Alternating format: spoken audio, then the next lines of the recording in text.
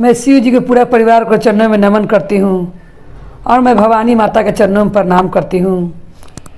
गुरु भाई बहन लोग, आज आप लोग मैं माता रानी के भजन सुनाने वाली हूँ।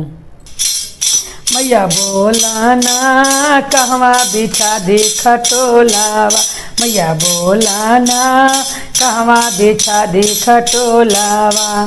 मंदिर बिछाई किया सोरावा, मंदिर बिछाई किया सोरावा, मैया बोला ना कहवा बिछा दी खटोलावा।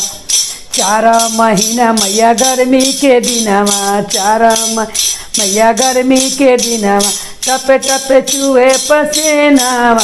मैया बेनिया डोला दी की पंखा लगा, मैया बेनिया डोला दी की पंखा लगा दी। मैया बोला ना कहवा बिछा दी खटोलावा, मैया बोला ना कहवा बिछा दी खटोलावा।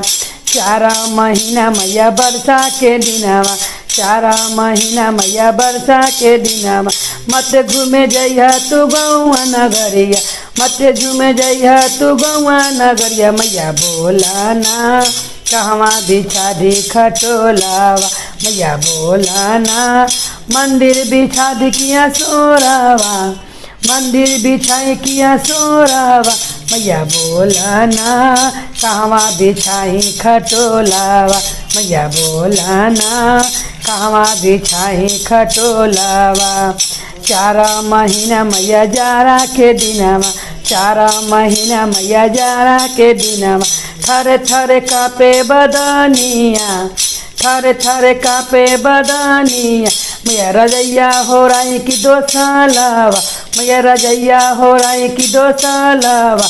मैया बोला ना कहवा बिछाई खटोलावा, मैया बोला ना कहवा बिछाई खटोलावा। मंदिर बिछाई किया सोरावा, मंदिर बिछाई किया सोरावा। मैया बोला ना कहवा बिछाई खटोलावा, मैया बोला ना कहवा बिछाई खटोलावा। माता रानी भवानी की जय, भैरव भैया की जय।